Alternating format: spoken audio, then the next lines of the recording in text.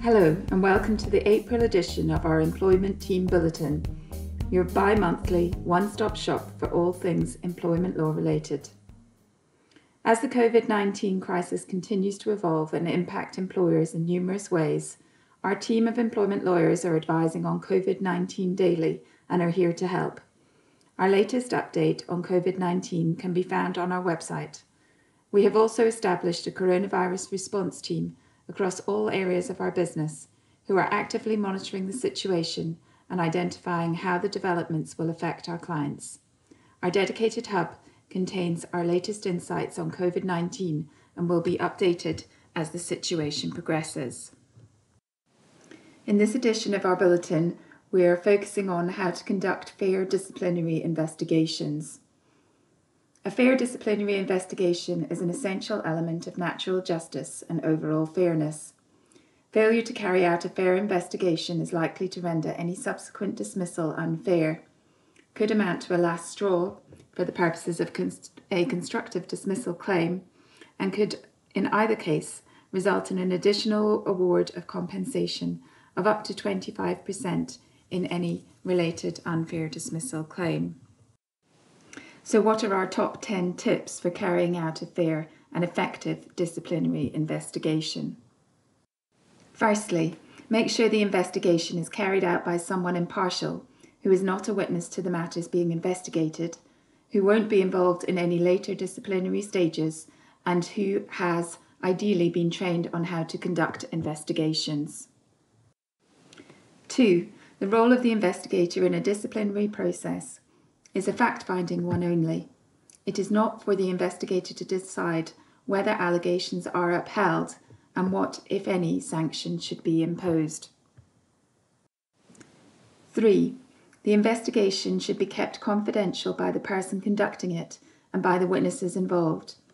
Interviews should be conducted in private and the importance of confidentiality emphasised. 4. The amount of investigation required will vary enormously depending on the individual circumstances of the matter under investigation.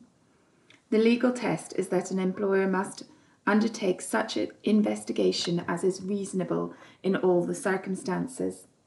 It must investigate sufficiently to ensure that the substance of the allegations is clear in order that these can be put to the employee under investigation in sufficient detail to enable a meaningful response. It is not necessary for an employer to extensively investigate each line of defence advanced by an employee. What matters is the reasonableness of the investigation as a whole. 5. The investigation should be conducted as quickly as is reasonably possible and without unreasonable delay. Witnesses should be spoken to and notes taken of their recollection of events before memories fade. 6. Employees have no statutory right to be accompanied at an investigatory meeting, although a contractual disciplinary procedure may give them such a right, and many employers do offer this in any event. 7. Full notes of interviews with each witness should be taken, ideally signed by the witness at the end of the interview as an accurate reflection of matters discussed. 8. Consideration should be given as to whether any physical evidence is required, for example, CCTV footage, telephone records, and expenses claims. Care should be taken with respect to any evidence gathered as a result of recording an employee's activity, such as surveillance film. 9. Keeping a record of the investigation carried out is vital to ensure that there is evidence to show that the investigation was fair and sufficiently thorough, and to meet the employer's obligation to provide any employee under investigation with copies of all evidence that it intends to rely on in advance of any disciplinary hearing. And finally, 10. The investigator should prepare an investigation report summarising the steps taken in the investigation, the allegations, and the evidence available in respect of them, which will assist with the conduct of any disciplinary hearing. Turning now to provide an update on some recent cases. In ICTS UK Limited against Visram, Mr. Visram was contractually entitled to a permanent health insurance benefit. Following a period of absence, Mr. Visram's employment was terminated on the grounds of capability, and he claimed both unfair dismissal and disability discrimination. The claims were upheld, and the Court of Appeal had to decide whether Mr. Visram should be awarded compensation for the loss of the PHI benefit. The PHI policy came into effect when Mr. Visram had been absent for 26 weeks and unable to perform the role he worked in before his absence. The policy wording further provided that the benefit would continue until the earlier of the date of your return to work, death, or retirement. The question for the court was whether return to work meant a return to the job that Mr. Visram did before he went off sick, as Mr. Visram argued, or return to work in any suitable full-time work, as the respondent argued. The Court of Appeal found in favour of Mr. Visram and held that return to work meant return to work in the role that Mr. Visram carried out before his sickness absence. If the insurers had intended that the benefit would only be payable for so long as an individual was unable to perform any full-time employment, then it would have been easy enough for the PHI policy to provide for that. Therefore, the loss of the PHI benefit had to be taken into account when calculating Mr. Visram's compensation. This case serves as a practical reminder to employers that any insured policy wording should be precise, and the employers should not dismiss employees without fully considering the benefits to which the employee may be entitled. Dismissal where a PHI benefit is due until death or retirement can result in substantial tribunal awards. Next, we consider the case of Udin and London Borough of Ealing. For a dismissal to be fair, an employer has to show, firstly, a fair reason for the dismissal, and secondly, that the employer acted reasonably in treating the reason as sufficient to justify the dismissal.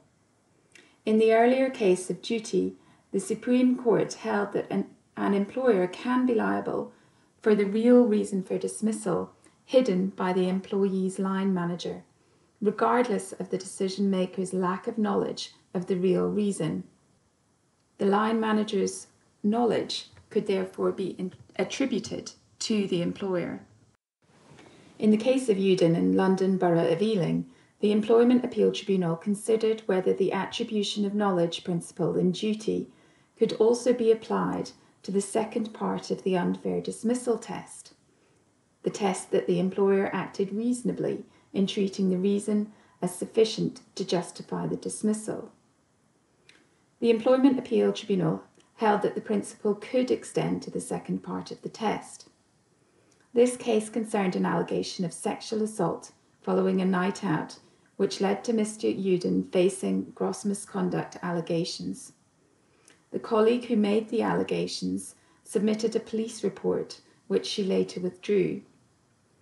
The investigation report stated that a police report was made.